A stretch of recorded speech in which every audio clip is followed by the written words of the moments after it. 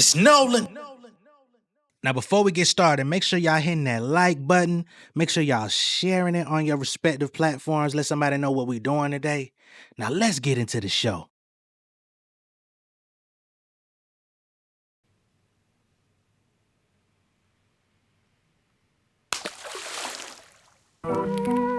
Going bad on them. I be running up a check and do the dash on them. They was sleeping on the kid, then I passed all them. I was waiting in the water, now I splash on them. Like, cannonball, splash.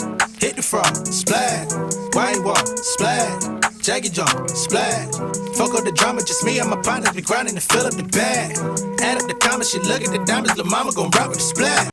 What's going on, beautiful people? It's the kid J Nolan here. Welcome back to another episode of Inside the Industry, your number one source for music, entertainment, commentary, and breakdowns.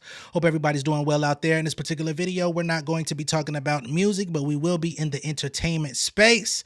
And we're going to be talking about this whole Fox Sports scandal. There's a hairstylist that used to work up there at Fox Sports. She's opened up a lawsuit against the company, and she's naming names, all right? She's calling out Skip Bayless. She's calling out Emmanuel Acho, which is on-air talent, and also Joy Taylor, who is also on-air talent. She's calling them out for all types of things. She's talking about harassment. She's talking about, and we're talking about sexual harassment, that is.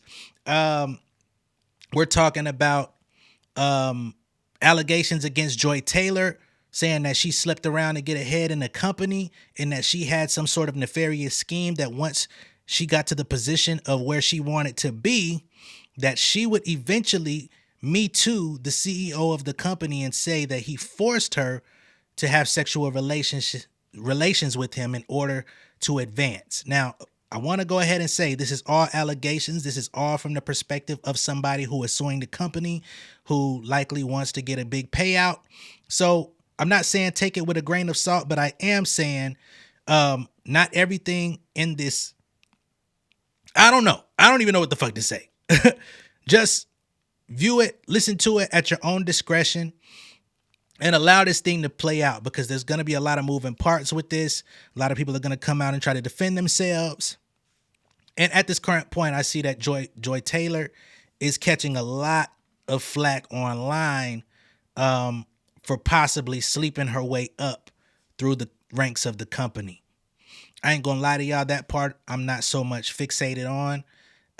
But if she did have some scheme to where she was doing that on her own accord, and she felt like one day when he was no longer of use to her, that she would oust him as taking advantage of her, if that wasn't the truth, I think that is definitely some slick stuff. I think that should be ridiculed, but I do not know that to be true. And I want to hone in on that because these are allegations, not necessarily facts. The facts have to be proven. All right.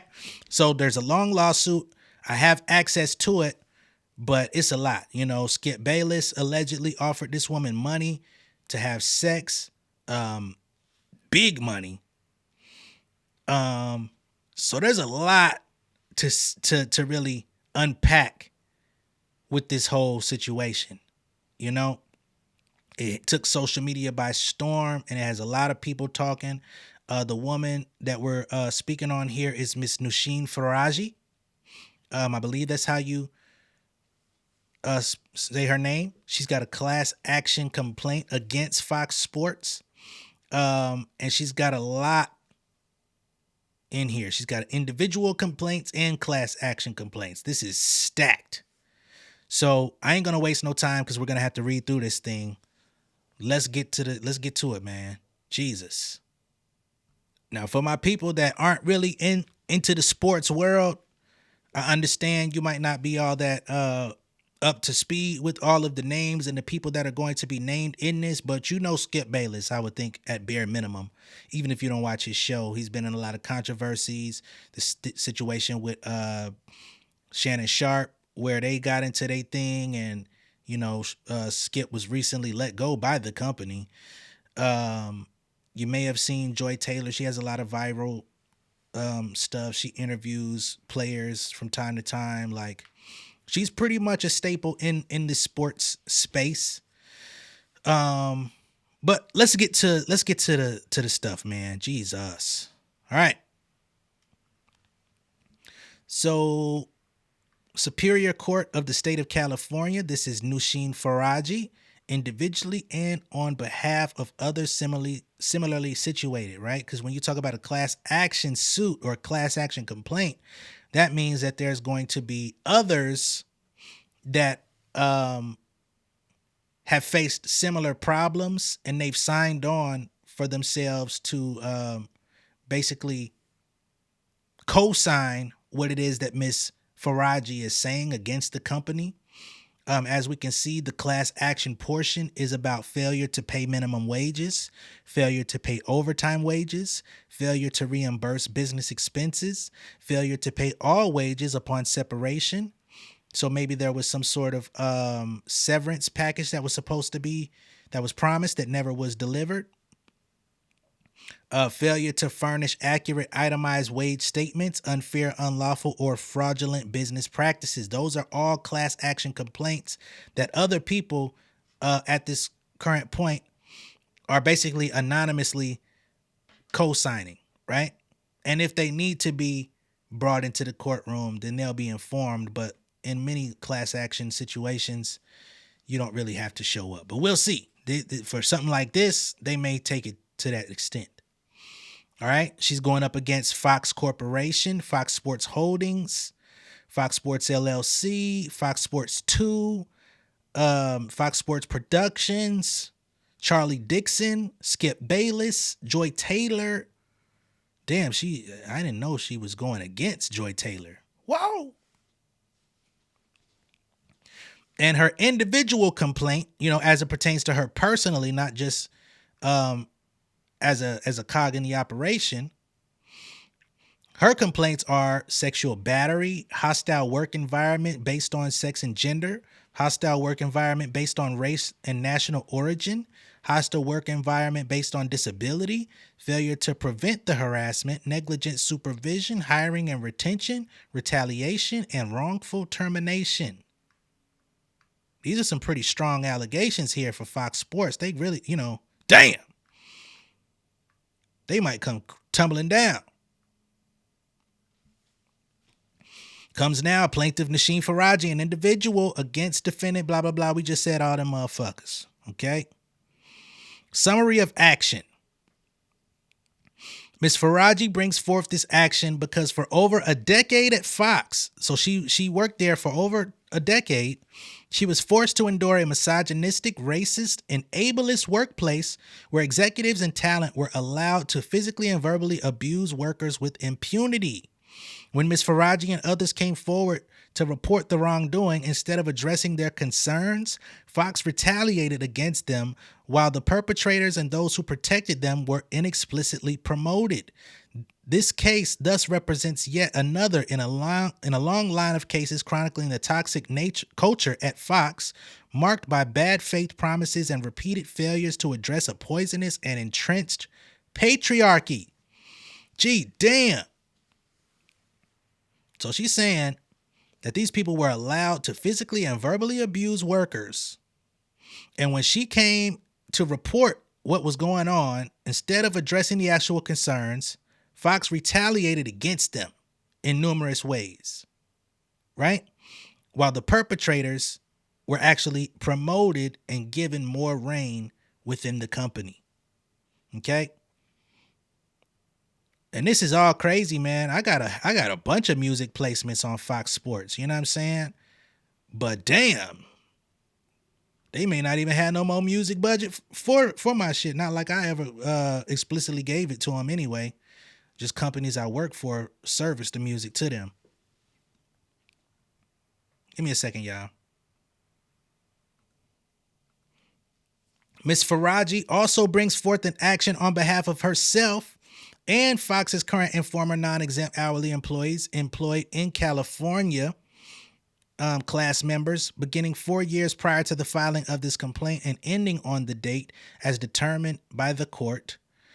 Specifically during the class period, Fox had a consistent policy and practice of failing to pay employees all minimum wages, failing to pay employees all overtime wages, failing to reimburse employees for business expenses. They just real close to the cuff with the money. How you not gonna pay niggas minimum wage?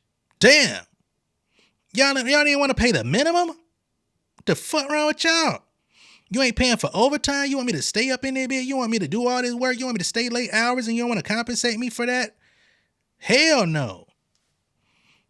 Failure to reimburse employees for business expenses, which could possibly entail travel, hotels, and all different types of things, even meals possibly, that they went out and purchased on their own with the promise of being reimbursed, which they never received.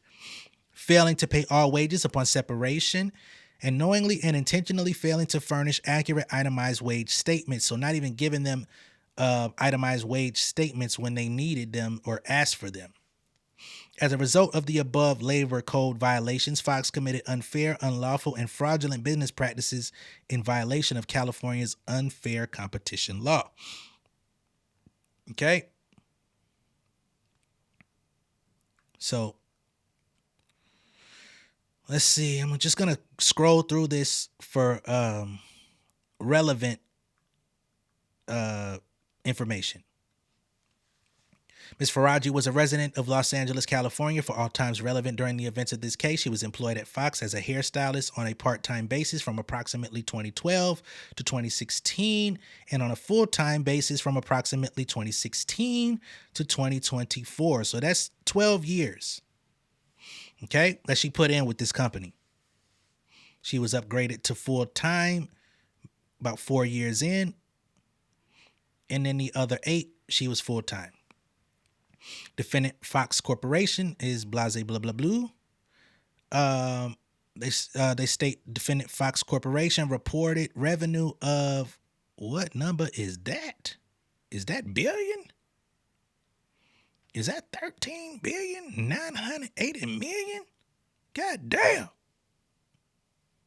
And y'all don't want to pay people. And net income of 1.5 billion for the year ending June 30th, 2024. So she said y'all sitting on B's and don't want to pay motherfuckers the minimum requirements. Okay? Defendant Charlie Dixon is the executive vice president of content for FS1, Fox's flagship multi-sport national network, overseeing all content and production of the network. Okay. Mr. Dixon was in July 2016 the very first significant hiring of former Fox Sports president Jamie Horowitz, who was terminated from Fox due to reports of sexual harassment. Damn. Look at the culture up at this motherfucker, man. So Jamie Horowitz hired Mr. Dixon, but he was fired himself for the same type shit. At all relevant times, Mr. Dixon was an agent of Fox and had authority to make decisions impacting Ms. Faraji's employment. Upon information and belief, Mr. Dixon is a resident of the state of California. Defendant Skip Bayless is a sports columnist, commentator, and television personality who worked at Fox on his show Skip and Shannon, Undisputed, from 2016 to August 2024. In March 2021, Mr. Bayless signed a 4-year, $32 million contract with Fox. Big money. Getting them 8 a year. At all relevant times, Mr. Bayless was an agent of Fox and had authority to make decisions impacting Ms. Faraji's employment. Upon information and belief, he's a resident in the state of California. Defendant Joy Taylor is a media personality and television host for Fox. She co-hosts the show Speak on FS1 at all relevant times. Ms. Taylor was an agent of Fox and had authority to make decisions impacting her employment. Ms. Faraji, by the way. While not currently named as defendants here, Mark Silverman, president and COO of Fox Sports, Aaron Shanks, CEO and executive producer of Fox Sports, may become named defendants based upon discovery yet to be adduced in this action concerning their involvement with respect to Ms. Faraji's claims. So this ain't no anonymous shit. This ain't no we finna send you a demand letter and put your name in this motherfucker later. Their name is in it now, but as of yet, they're not defendants, okay? But they could be. On information and belief, Mr. Silverman and Mr. Shanks approved, were made privy to, or should have been privy to all significant employment decisions and personnel-related investigations related to misconduct and or harassment by Fox Sports executives and talent. Further on information and belief, them along with Fox legal team worked hard to protect perpetrators by forcing individuals who were witnesses to or targets of misconduct and or harassment to sign NDA agreements upon separation from employment. So they knew what was going on. They were informed of the harassment and misconduct going on, and they went on to fire people and force them to sign NDAs upon being fired so that they could not speak on any of the things that were happening within the company. Ms.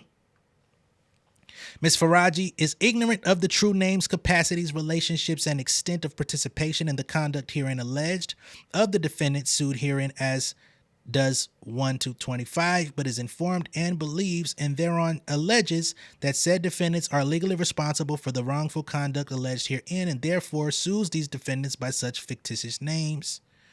Ms. Faraji will amend this complaint to allege the true names and capacities of the DOE defendants when ascertained.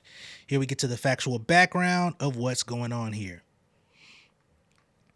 So, in 2003, Ms. Faraji began to work at Jose Eber Hair Salon, a sophisticated salon providing cutting-edge styling and coloring techniques and treatments to high-profile clients.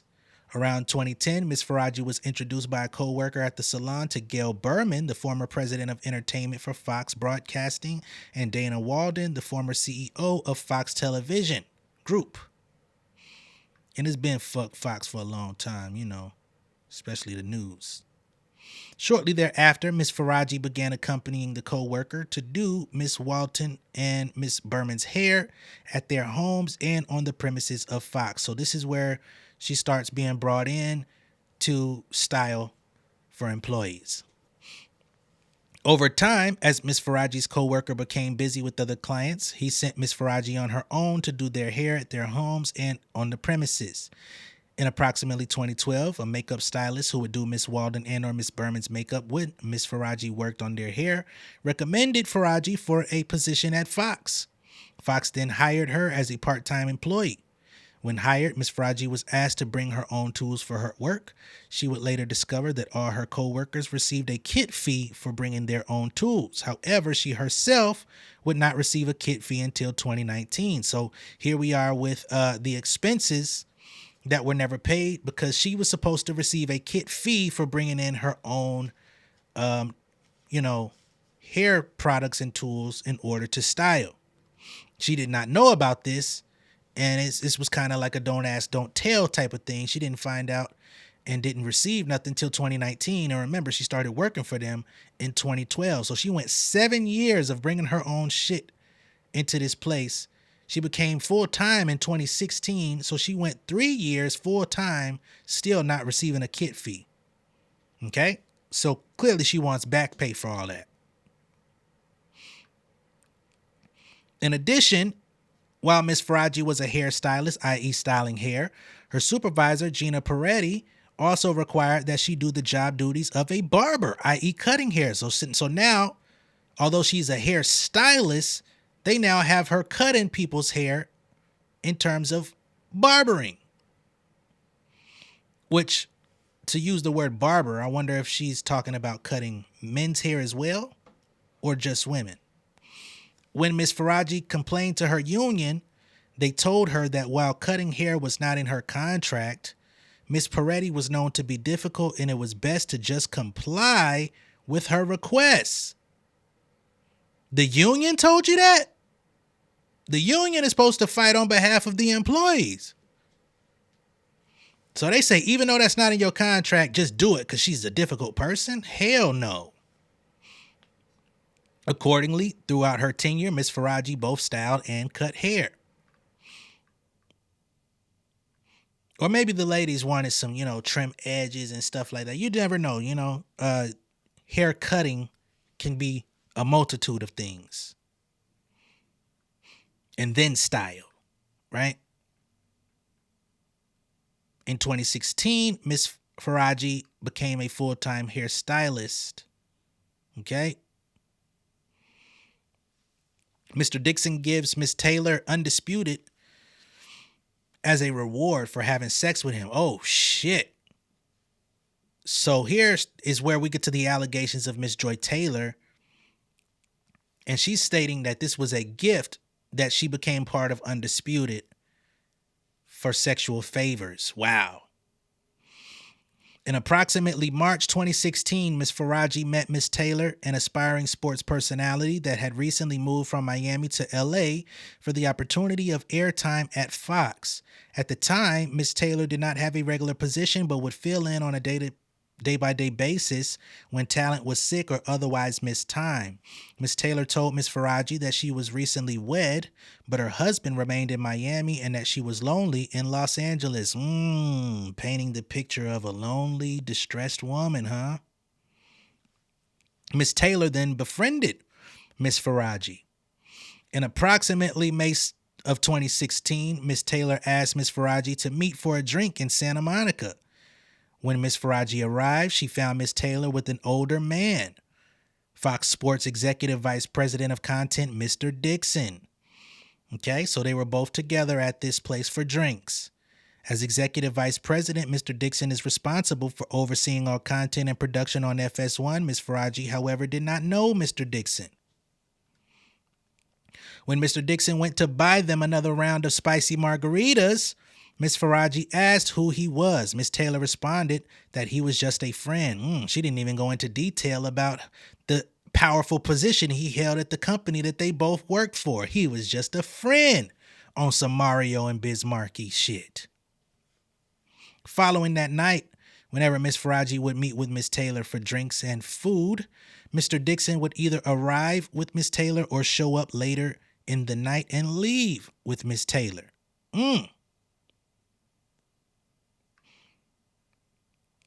So this first encounter took place, and then there were many more encounters to follow in which Miss Faraji would meet with Joy Taylor for drinks and food, and this guy, Mr. Dixon from the company, would then show up, and they would leave together, as in him and Joy. He would always buy rounds of drinks and or food. From their body language, Miss Faraji suspected that the pair were sleeping with each other, and although this concerned Miss Faraji, as she knew Miss Taylor was recently married, Miss Faraji kept her opinions to herself. So she was witnessing some canoodling and fadoodling going on. But she said, hey, that ain't got nothing to do with me. Y'all do what y'all do. Y'all grown. Fuck it. Right? And at the time, Joy Taylor was simply just making appearances here and there on Undisputed. She wasn't a full-time employee for the company. She was just a fill-in host when needed, right? In approximately June of 2016, while at work, Miss Faraji noticed Mr. Dixon in the elevator. Surprised by the coincidence, Miss Faraji found Miss Taylor and told her excitedly, hey, the guy who always buys our drinks was in the elevator. Miss Taylor quickly silenced Miss Faraji, explaining who he was. So she said, oh, hey, don't be talking about our outside of work encounters here. Okay? She then explained who he was. Miss Faraji became alarmed and warned Miss Taylor that such a relationship was unsafe. So she came to the square and said, hey, now that you done told me who that nigga is, I don't think you should be getting so close to him. That's a very tough line. I don't know too many people that would insert that, especially if y'all ain't like real friends. But, you know, maybe she did. Maybe she's that type of person. Maybe she's outspoken like that. I know I wouldn't have said shit, but kudos to you for putting it on the table to say that the relationship was unsafe. Miss Taylor told her not to worry about it, Miss Faraji continued to be friends with Miss Taylor, but tried to distance herself as she considered the situation dangerous as well as morally wrong, as Miss Taylor and Mr. Dixon were both married. So both of them was in their own marriages doing extramarital activities. In approximately July 2016, word spread amongst Fox employees about a new show that was going to be a big deal, and it would star Mr. Bayless and Shannon Sharp. Okay, so this is the big show that everybody came to know. It was known that Fox was looking for a woman with significant TV experience to also star. Therefore, it came as a surprise when Fox announced that Miss Taylor, who was a bartender and radio host in Miami with very little TV experience, would be moderator of the new show, a sports debate program, Skip and Shannon Undisputed. Okay, so Undisputed wasn't already a thing. She was just filling in here and there on air. But then as this thing came into fruition with Skip and Shannon Undisputed, Joy Taylor became the moderator, which I don't find very surprising. Because if you look at Fox Sports competitor ESPN, right, with First Take, you had formerly Skip Bayless and Stephen A. Smith with Molly Curum as the moderator. So they have a female host, a female moderator, and what many would identify as at least moderately attractive female moderator on the show. So I think I don't find anything nefarious at this point to me personally. If they brought her in, because again, they're trying to compete. Skip Bayless just left the show. He's about to go do his own version of the same show he just came from for a new network, and they know what works. So it's like, we're going to bring her in. And she was already working for the company. I could see if she was just some unemployed radio hostess, and they just brought her in, which still would be, honestly, it wouldn't be triggering for me, because a lot of the on-air talent that we see on Fox Sports or ESPN are people that were brought up from being radio hosts. Many of the on-air talent on these channels still continue to do radio as well, even when they're not on screen. So I understand the picture she's painting, but also understanding the roles that these personalities play on these programs, it's not so alarming to me, because I've consumed sports entertainment and sports media my entire life. So I'm not surprised that they brought her in or how they did this. But she's saying that it's not because of her experience on radio or filling in at the company. It's because she was sleeping around, right? Which Joy Taylor can speak to on another day. And hopefully she'll speak to it soon. Mr. Bayless later disclosed to Miss Faraji that he did not want Miss Taylor on the show. Oh! But Mr. Dixon was adamant that Miss Taylor should star. Skip ain't even want her. But again, that happens too. Some people get positions that other folks that are working in your circumference may not think that you should get, but you get it anyway, right? And the reason why I'm not swinging on behalf of Joy, because I'm not even like an advocate of her or anything like that, but I feel like she's being tossed out as the face of this lawsuit. If you go on social media, if you go on Twitter, and I don't necessarily think that's right. But we'll continue. Unless something, pops out that states should be the face of the lawsuit. So boom. Mr. Dixon was adamant that Miss Taylor should star. At first, Mr. Dixon arranged a dinner between Mr. Bayless and Miss Taylor, where she arrived in provocative clothing and acted in provocative manner. Ooh. When that did not change Mr. Bayless' opinion of Miss Taylor, Mr. Dixon asked him to approve of her as a favor to him. Reluctantly, Mr. Bayless agreed to do so as a favor to his friend. Now, I want to go ahead and say, when we speak of Miss Joy Taylor, a lot of people say that she dresses provocatively. I want to give context as to, because again, not everybody knows her like that, of what we mean or what they mean when they say provocative nature. Because she's got a pretty consistent style. So this is like a series of looks from Joy Taylor. Um, and these are looks that you might possibly see her on air with, sometimes not. Maybe some more so as this photo on the right with the pink dress. Because typically on TV, you only see the top half of, somebody's appearance anyway. But this is something that's been controversial, not just in sports media for somebody like a Joy Taylor, but also for women that work in news, especially black women or women of color that work at news networks. They're dressing more and more like how they do in their, regular life. They're not trying to wear pantsuits every day or button their shirts all the way to the top button. So some people do have criticism of how these ladies dress nowadays. I don't have any problem with it. We've even seen teachers that get criticized for having personal style such as this in the classroom. But we always see that it's a certain type of woman or certain body type that gets criticized for this when others don't, right? So I just want to put all of this on display. And again, I'm not caping for Joy. I'm just speaking in terms of general because sometimes things like this get taken out of context. She pretty much dresses like that pretty consistently. Sometimes she'll have cleavage out. She's heavy chested.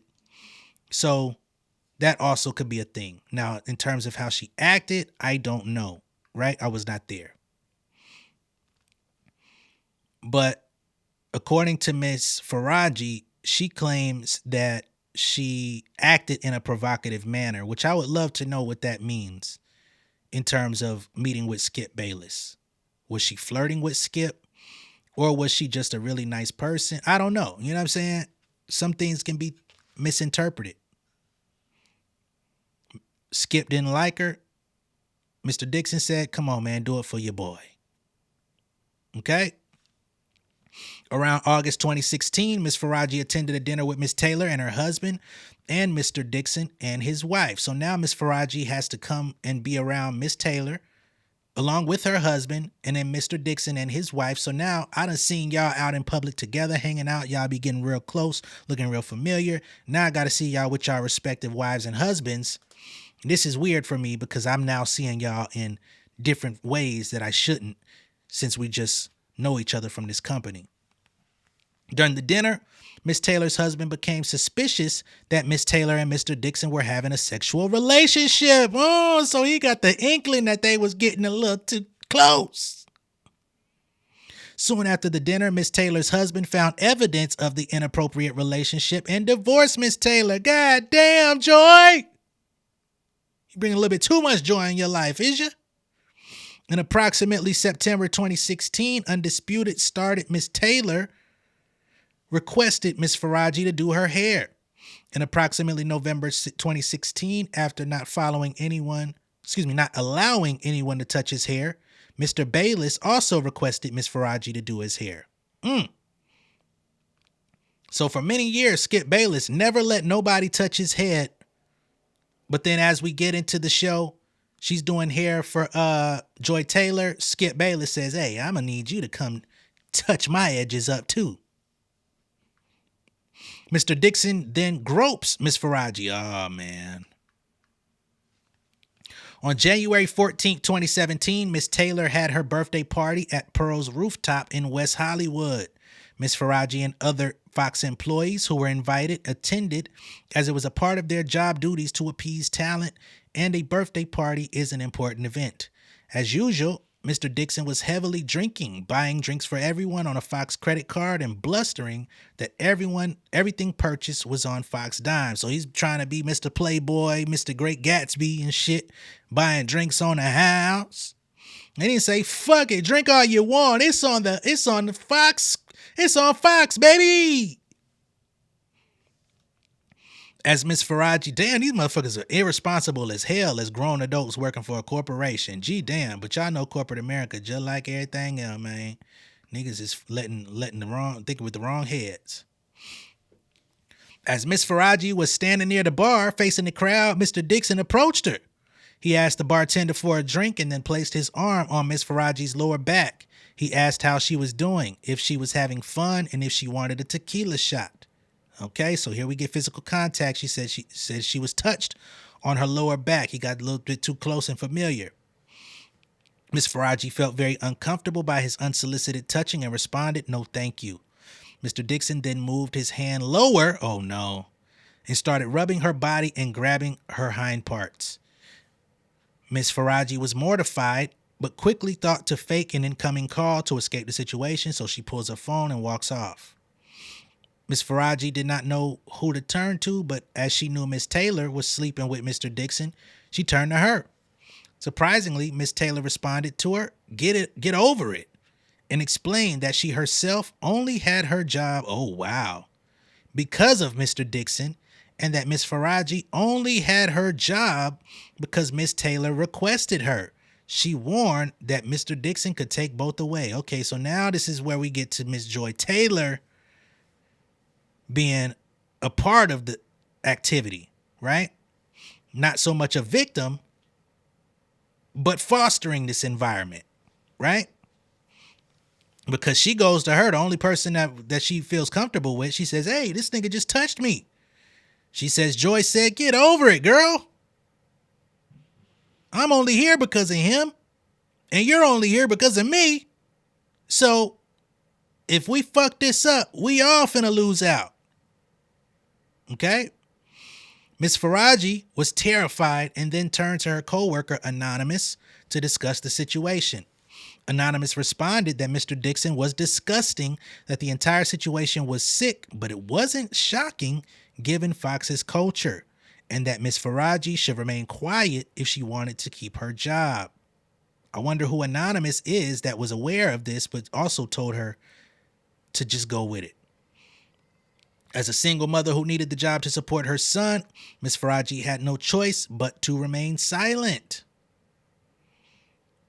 7 years later, in 2023. So you went 7 years, because all this shit happened in 2016, correct? So you went 7 years enduring this type of treatment. 7 years later, in 2023, Miss Peretti told Miss Faraji that she did not like her or anything about Undisputed. Wow, that's bold. Miss Peretti expanded that she had already scheduled someone for hair on Undisputed when Mr. Dixon called her and told her she must put Miss Faraji on Undisputed full time. Okay, so this is another instance of her feeling some type of way because this woman told her to her face, "I don't like you and I don't like nothing about that motherfucking show you work at. I had somebody else in mind to be doing hair up here, but you only up there because this nigga said it must be so." Wow. Miss Peretti told Miss Faraji, "I didn't like that. That's not how things should be done." Miss Faraji was stunned and devastated as she prides herself on her work and earning her accolades. Later that day, while thinking about her career, she was angry that Miss Peretti succumbed to Mr. Dixon's request, as it gave Mr. Dixon the feeling that he could grope her for giving her a job. Hold on. So 7 years later, you got groped in 2016, which was absolutely wrong. Absolutely not okay. You went to somebody at the company and told them about it. They told you to keep quiet. You went to Joy Taylor. She told you to keep quiet. But you continued for an additional 7 years. I hate to say this, but I would have tried to find employment somewhere else within that 7-year process. Right? And this is just 7 years until Miss Peretti tells you she don't even like your hairstyling. So then, as she told you that, now you start feeling away and you think back to the 2016 situation when you got groped. Now you're mad. I find that to be interesting. I'm not here for victim blaming and shaming. He's absolutely wrong. He deserves to be ousted for what he did. I'm just curious why in 7 years another opportunity was never found. And if it wasn't with Fox, because it probably wasn't going to be, but you used to work at a salon, why not go back to doing salon work? I'm sure you made a lot more money at Fox. but I don't know. They say Mr. Dixon gets rid of a female talent member for refusing to have sex with him. Several years into Miss Faraji's tenure at Fox, a female talent member, Anonymous, hired Miss Faraji to do her hair. So you're doing hair for multiple people at the company. Now you're doing an Anonymous hair for an award show. Anonymous asked that Miss Faraji meet her for lunch first.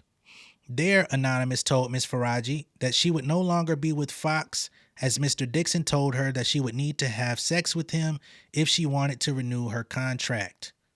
But she had refused. So this is somebody else who's been leveraged under Mr. Dixon and his sexual advances. She declined. She was about to do an award show, and from there, she was going to move on, right? Anonymous further conveyed that Mr. Dixon was doing this to other women talent. She should warn Miss Taylor to be careful.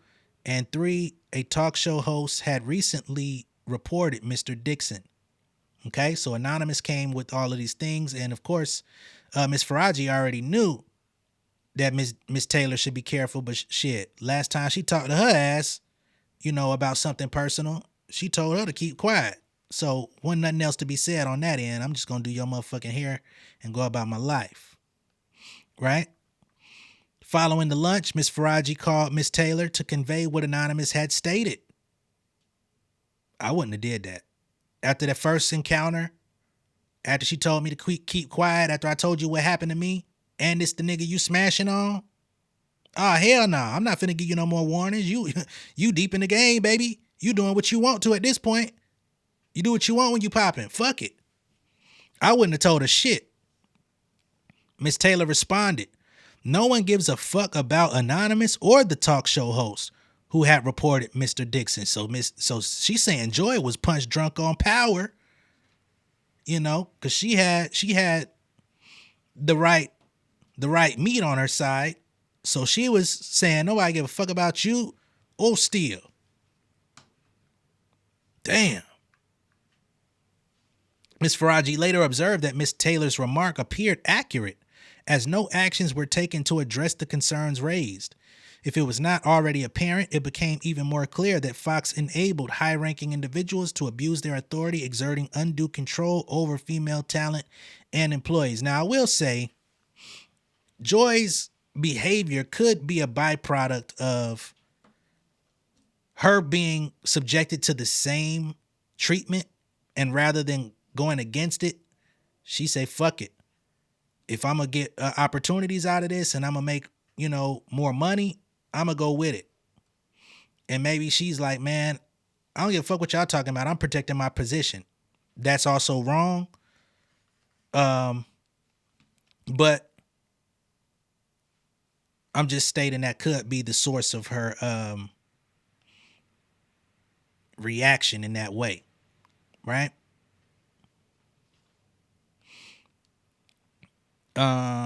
If it was not already apparent, it became even more clear that Fox enabled high-ranking individuals to abuse their authority, exerting undue control over female talent and employees. Fear permeated the workplace as stories of mistreatment circulated. As one example, Mr. Dixon deliberately assigned a female talent member who had been harassed and reported to a show set up to fail. When the show inevitably failed due to his sabotage, he used its failure as justification to terminate her employment. Oh, wow. These white motherfucker, man. These white boys in power. Shit, ain't just white boys. This nigga's doing this shit too. Set up on a dummy mission, knowing that the show wasn't going to work, and then use it as an excuse to let her go. In another instance, a coworker who frequently cried in the hallway due to relentless sexual harassment was fired just 1 week after reporting it. These repeated incidents reinforced an atmosphere where speaking up seemed futile and dangerous. Again, with all this in circulation, if everybody in the office is being harassed, I'm being harassed, I'm going to find my way to fuck up out of there. But I'm not saying you wrong, just saying I would have found a way up out of there. So here we have Mr. Bayless begins to give Miss Faraji lingering hugs and kisses on the cheek while putting his body against hers and pressing against her breast. So here we get into Skip Bayless now trying to subject himself to Miss Faraji's body. Now, if we start cutting nigga dicks off, I bet we won't see this shit happening. After the reporting by the talk show host fell on deaf ears, Mr. Bayless began requesting that Miss Faraji give him a haircut once a week in the makeup room. Now, y'all know goddamn well Skip Bayless don't need no fucking weekly cut. His old ass, man, I know he still got a head full of hair, but come on, weekly? But Miss Faraji did as she was told, as Miss Peretti required Miss Faraji to give haircuts to talent. Initially, during the haircuts, Mr. Bayless would discuss his life, his work at Fox, and other innocuous matters. However, soon after the weekly haircut started, Mr. Bayless began finding excuses to touch Miss Faraji. He would give her lingering hugs after each haircut, putting his body up against her own, pressing against her breast. He then began to kiss her on her cheek.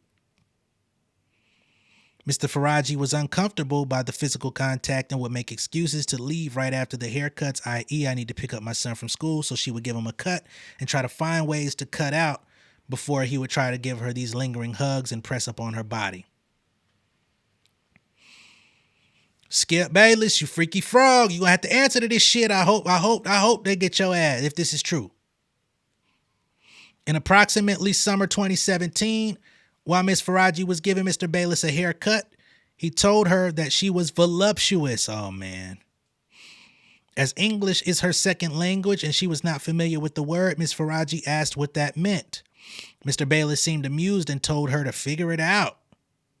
Miss Faraji later asked a coworker what the word meant and was mortified. Mr. Bayless then started being more aggressive and direct in his advances. I guess his more secretive, his more subtle advances, calling her voluptuous. I wouldn't call that subtle, but to him it was, allegedly. So he said, shit, maybe I need to be more direct in what I'm saying to her because she ain't getting what I'm saying. Mr. Bayless then started being more aggressive and direct. Miss Faraji continuously declined, stating that she did not date at work as she is a single mom and needed her job. Respect. Miss Faraji was terrified and then turned to her coworker to discuss the situation. The two decided that because Mr. Bayless was a powerful man and Fox protected powerful men, e.g. Mr. Dixon's actions were openly known but ignored, it would only be to her detriment to report the issue. The two decided that Miss Faraji needed to be kind towards Mr. Bayless or risk her job. At some point, when do you decide to risk your job? As a single mother who relied on her job to support her son, Miss Faraji felt that she had no choice. There's organizations out there outside of your union and outside of even your HR that can help you in these types of situations. EEOC. My mother has went to them numerous times and won numerous cases. Once for, I ain't trying to put her business out there, but just letting y'all know this type of stuff is available for anyone that doesn't. Miss Faraji has her hours cut after going on medical leave. In approximately November 2017, Miss Faraji hurt her back at work, couldn't move for nearly 40 days, and received workers' comp.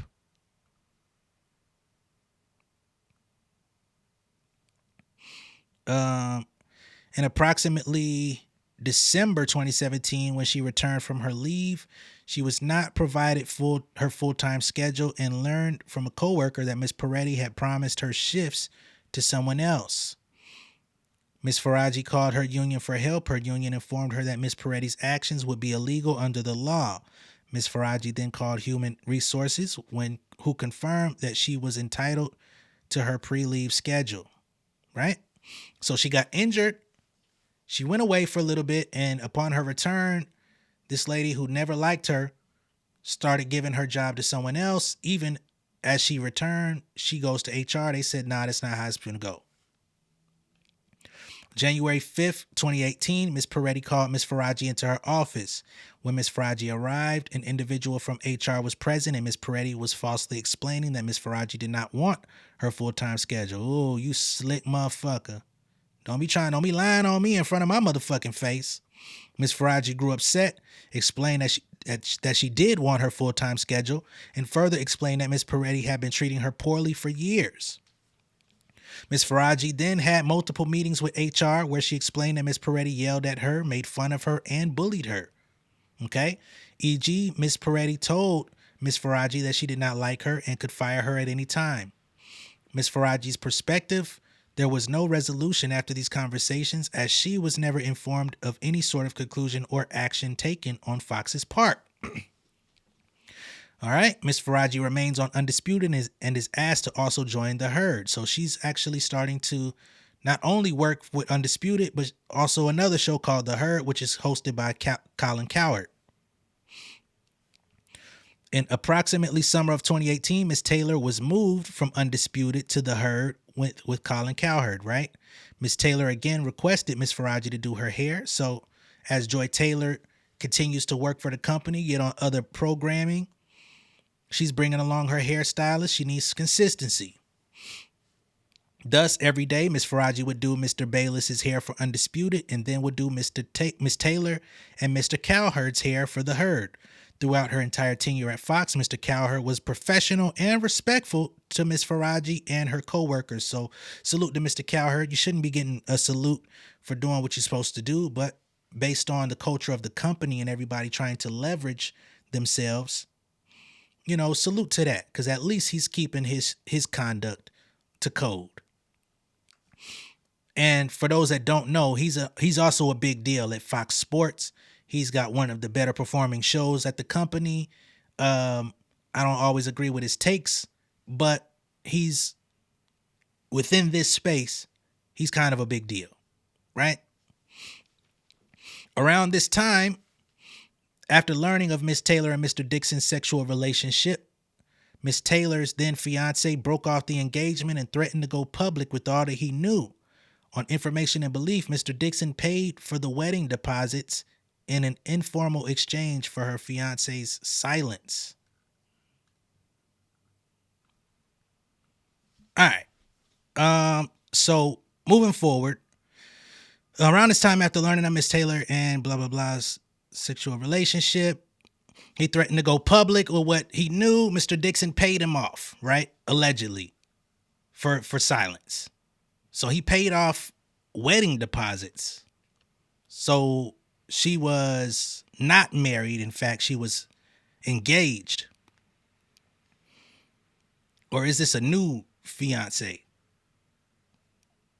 Was she engaged twice? Because I thought the first nigga divorced her. So is this the second dude that she got engaged to? I don't know. Moving forward, Mr. Diaz racially and sexually harasses Miss Faraji. Okay, so on May 10th, 2019, Bobby Diaz, the individual who puts the microphone on talent. Oof, yeah, that's tough. Because you know when you're micing up talent, you're putting the mic on their collar or whatever. You get all up in people's personal space, and that's a very sensitive job because you could easily touch somebody the wrong way. And if you're intentionally doing that, you're basically taking advantage of your proximity. That's just not cool. So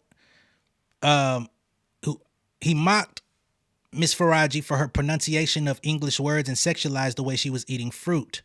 Miss Faraji did not respond. She just kept her eyes glued on the monitor, playing Undisputed. Miss Peretti was present and did not do nothing. On information and belief, Mr. Diaz openly gropes, harasses, and is inappropriate with women at Fox. On information and belief, Mr. Diaz has not been fired, reportedly due to his role in supplying cocaine. Oh my God. So he be groping motherfuckers and he's the cocaine plug up at the company. So I guess that's why they ain't let him go. Even after an incident where he removed his pants on live camera. Holy shit. I'm glad I never saw that.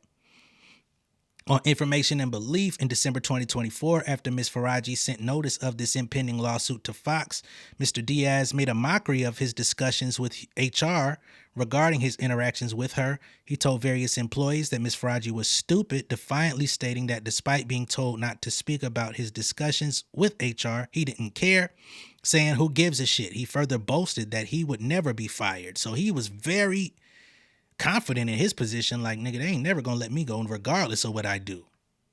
I'm the best mic placement nigga up in this bitch, and I got the coke. Crazy as shit. Miss Taylor again uses her sexuality to get on the show. In approximately February 2020, Miss Taylor asked Miss Faraji to meet her for lunch in Beverly Hills.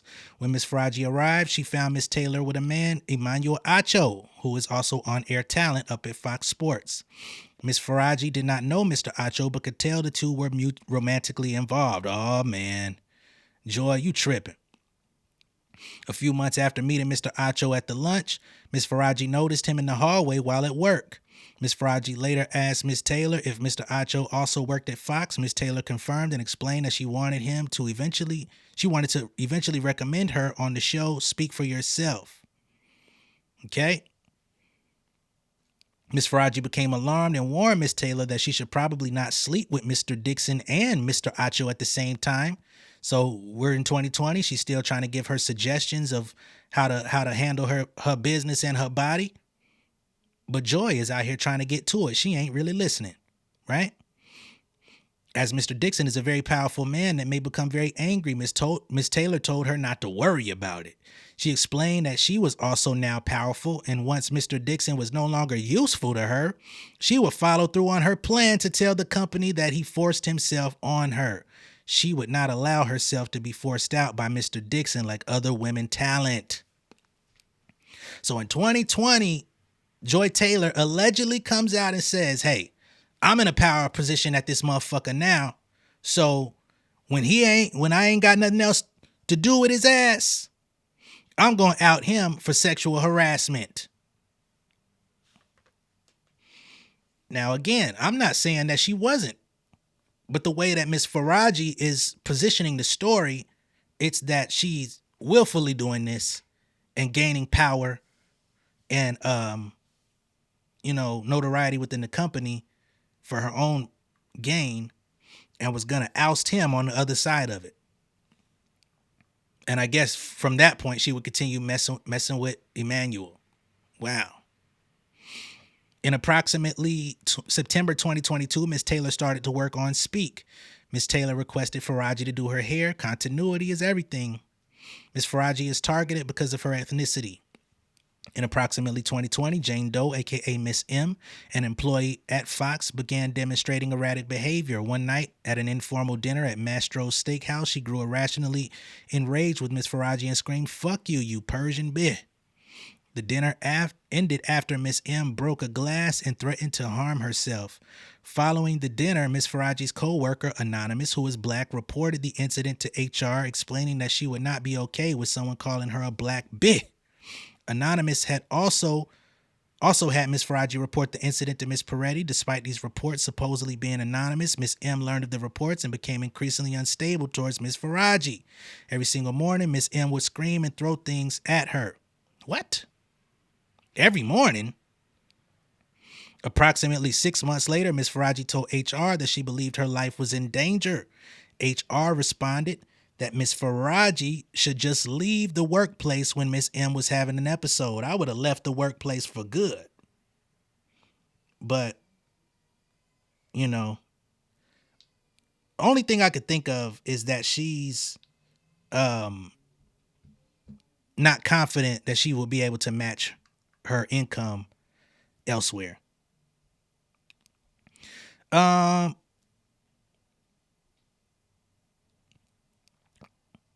Let me see. HR responded that Miss Faraji should just leave the workplace when she's having an episode. After approximately a year and a half, Miss M was fired. Miss M's ex-boyfriend, a producer at Fox, shared that HR gave Miss M a large amount of money in severance. Miss Faraji wondered why Fox rewarded her bully with money. So she got a big severance after leaving, but she's like, why? Because when she's a bully.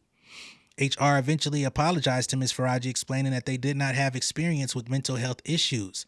Human Resources offered Ms. Faraji free therapy. Ms. Faraji declined the free therapy but began to see an independent therapist once a week to discuss her life at Fox. She continues to see this same therapist today. I guess even after leaving the company, the therapist is consistent. Ms. Faraji believes she has cancer and conveys this to Mr. Bayless in an attempt to stop his advances, only for him to offer her $1.5 million for sex. What? Over the years, Mr. Bayless continued to make advances on Ms. Faraji, i.e. lingering hugs that we already know about, and inappropriate comments that he could change her life if she acquiesced to having sex with him. Ms. Faraji would always make excuses regarding her son, politely change the subject, or make a joke, anything to keep Mr. Bayless appeased and her job safe. In July 2021, Ms. Faraji developed issues with her left ovary and was advised it could be cancer. Wow. With a fourth biopsy scheduled, she explained her situation to Mr. Bayless, hoping that he would take pity on her and cease his advances. Instead, Mr. Bayless told her that he wanted to be with her. Ms. Faraji panicked and began rambling that there were cameras everywhere, that she has a child, and that she does not want him. Mr. Bayless then grabbed her hands, began kissing them. Wow, boy. Cut them fucking hands off and offered her $1.5 million to have sex. She made an excuse to leave. Approximately 1 week later, Mr. Bayless made another advance at Ms. Faraji. She responded, "Skip, stop. You have a wife. Aren't you?" Mr. Bayless responded, "Aren't you Muslim? Doesn't your dad have 3 to 4 wives?" Oh, hell nah, Skip. You crazy as fuck, boy. Don't your dad have 3 to 4 wives? Ain't you Muslim? Wow. Wow, that's definitely discrimination. Ms. Faraji responded that her father was dead, and when Mr. Bayless looked taken aback, she made an excuse to leave. Her job is then threatened because she does not sleep with Skip. On April 12, 2022, Mr. Bayless texted Ms. Faraji, "I'm good today." The text meant that he would not be coming for hair or makeup. On April 13, 2022, Mr. Bayless texted Ms. Faraji, "Not comfortable coming down there. Just do what you need to do. It's okay." Ms. Faraji asked him what was wrong. He replied, "Same stuff, worse." Huh? Ms. Faraji, concerned about her own job, walked to Mr. Bayless's fitting room to see if everything was okay. He answered the door, and before Ms. Faraji could speak, he began to angrily accuse Ms. Faraji of effing Mr. Sharp. Okay, so he says he thought that she was sleeping with Shannon Sharp. Ms. Faraji tried to explain that she did not have any feelings toward Mr. Sharp and had never slept with him or any other talent member or employee at Fox. But before she could speak, Mr. Bayless demanded she come to his car after the show. Ms. Faraji responded that she could not come sit in his car as it was inappropriate. Mr. Bayless grew irate and then left. This motherfucker crazy. On April 14, 2022, Mr. Bayless texted Ms. Faraji, "If you're distracted tomorrow, I'll wait till Monday, but I can't keep doing this." What the hell you mean, what? Can't keep doing what? She just coming to do your bitch ass hair. Ms. Faraji told him that she was very confused. Mr. Bayless responded, "Trust me, I'm far more confused." So he's doing these texts. What he's doing with this text thread is trying to make it look like he's putting her off, like she's making sexual advances at him. This is J Nolan perspective, that she's trying to come on to him and he's fending her off with these fake ass texts. Ms. Faraji then explained over text that she is not sleeping with Mr. Sharp. Mr. Bayless did not respond. On April 15, 2022, Mr. Bayless texted Ms. Faraji, "Do you still want to do the haircut or just move on?" Ms. Faraji responded that she doesn't want to move on from her job and that she will continue doing his hair. On April 16th, Mr. Bayless called Ms. Faraji. She did not answer the call because she was scared. She then called him back 10 minutes later. On the call, Mr. Bayless again angrily accused her of effing Mr. Sharp and said that he could tell from her body language she was messing with him. Ms. Faraji tried to explain that she was kind to all talent, and that included laughing and engaging in conversation. Ms. Faraji then asked if he was yelling at her because she refused to go to his car. Ms. Bayless answered that she shouldn't talk to him like that. Ms. Faraji replied that she could respond however she wanted. Mr. Bayless then angrily stated that he heard her talk to Mr. Sharp about her vagina. Wow. Ms. Faraji knew this to be untrue and was embarrassed and angry. She responded that even if she had been dating Mr. Sharp, which she wasn't, it shouldn't matter because she only had a professional relationship. Yeah, what you jealous for, nigga? Even though she wasn't fucking with him. On April 17th, 2022, she arrived in makeup room, approximately 12 by 30 feet, containing 3 makeup and hair sections, turned on a recording device, put it on the table. Yeah, start advocating for yourself. And waited for Mr. Bayless to arrive. In the meantime, 2 of her co-workers who were privy to Mr. Bayless's actions went into other talent members' rooms adjacent to listen into the conversation. Mr. Bayless then arrived in the makeup room for Ms. Faraji to cut his hair in accordance with his regular schedule. He knew that the makeup room was always recorded and clearly states, "This room is bugged." During their conversation, Mr. Bayless stated that he would hate for her to lose her job, but she can't be doing a big thing with his arch rival. Arch rival, nigga. She responded by reiterating that being polite to Mr. Sharp is part of her job. He replied, "Bullshit, I'm calling bullshit on you." Mr. Bayless then warned that he doesn't want her to lose her job over this. Ms. Faraji responded she wasn't going to lose her job because she's a great hairdresser. He responded, "I have love for you and I have for 6 years, and you hurt me and you are ruining this." Ms. Faraji again responded that she must be polite to all talent. He then implied that if he stopped requesting her, it would affect her job. She responded that she is scheduled to work every morning at 5:45 a.m. If he would like to go get his hair done, he is welcome to sit in her chair. He continued to threaten her job. She knew that he was trying to pressure her into having sex with him, but she kept repeating that she was a professional that had to be kind to all talent. This is all over a week's time, by the way. April 21st, Skip asked if Faraji would come to his room to color his hair, a side job that she would previously partake in when Mr. Bayless' wife was home. On this occasion, with her therapist's help, she conveyed that she would no longer be going to his home. Or was it when his wife wasn't at home? The following week, Mr. Bayless arrived in the makeup room as if their conversations never happened, but she remained on edge. Ms. Faraji had worsening nightmares regarding the incidents that took place with him, so he got a wife the whole time. I didn't even know that. Ms. Faraji's therapist started using eye movement desensitization and reprocessing to talk through her interactions with Mr. Bayless. Here she's targeted because of ethnicity and disability. This is long as shit, y'all. I really ain't got time to go through this whole thing. Damn. I might have to do a part 2 on this motherfucker because I already been on here an hour. Shit. So at a certain point, she finds out that Mr. Dixon wants her fired in late August of 2023. Bayless learned that Mr. Sharp and Ms. Faraji had never been involved romantically, so it took him damn near a year or 2 to even find that out when she told him the whole time. He pulls her over for a conversation. Skip apologizes for accusing. October 18th, Mr. Bayless and Ms. Faraji tells her that Mr. Dixon was continuing to push him to ask for a different hairstylist, but he refused. So this is where she learns that Mr. Dixon wants to get rid of her because so much stuff has been happening. Fox is supporting people like Charlie and Skip. I hate to skim through this now, but I gotta really go. Ms. Faraji lets it be known she will support a co-worker. Ms. Faraji's co-worker was indefinitely taken off schedule after it took offense to bullying and racist comments made by NFL hosts. Over the next few months, she made it known amongst the department that if needed, she would speak out. So she's trying to advocate in the office for other people, although nobody's really advocating for her. June 24th, 2024, a talent member disclosed to Ms. Faraji that Undisputed was going to be canceled and that Mr. Bayless was going to be fired. Ms. Faraji grew internally anxious, that Mr. Dixon was trying to get her fired. Later that week, Ms. Faraji gave Mr. Bayless a haircut. During the haircut, Skip told her about a new opportunity he was expecting outside of Fox.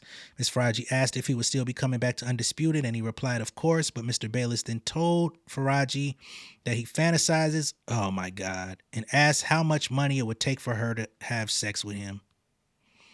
Ms. Faraji stated that she already refused 1.5 million and that her answer wasn't going to change. He says, "The more you say no, the more I want you." Good God.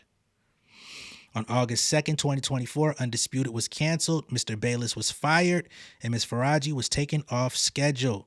All right, so all of them lost their job at that point.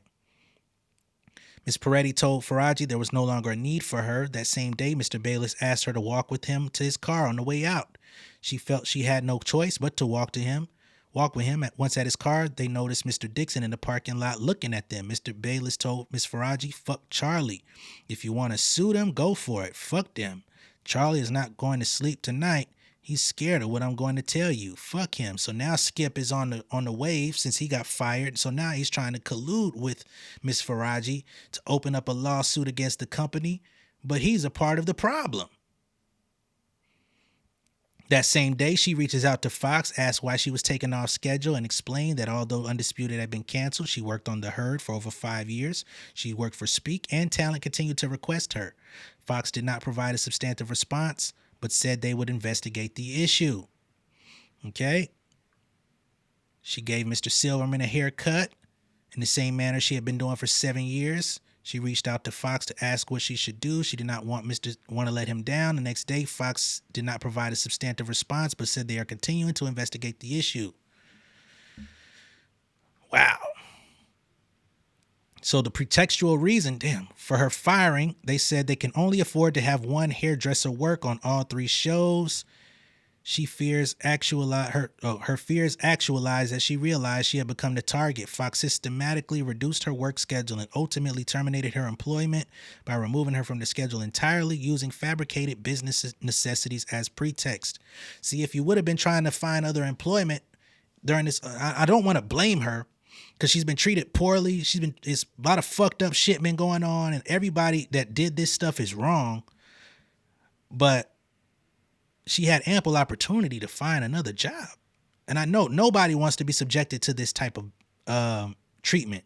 I want to clarify that 1,000%. But this had been going on for a long time. 4 weeks after being terminated, she remained conflicted as to her next steps.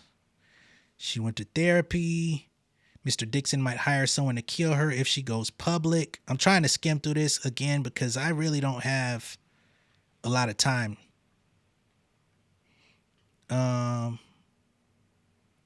At this point, Ms. Faraji seeks justice. She knows that Mr. Dixon used his position of power to coerce women into having sex with him and used it as justification to grope her.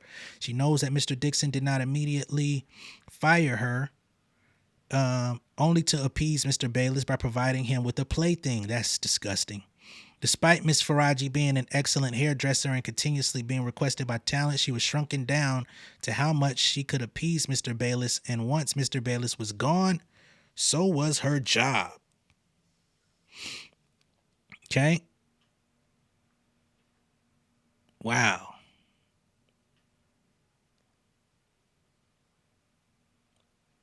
And it seems that other clients that still work at Fox are requesting her services, although she's no longer there.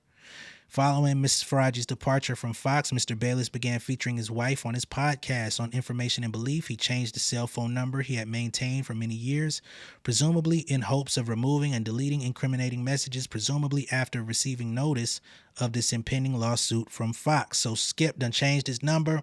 He putting his wife on his podcast now. He trying to present like he a happily married man, despite making multiple sexual advances and even offering this woman money for these advances. Okay? This is crazy work.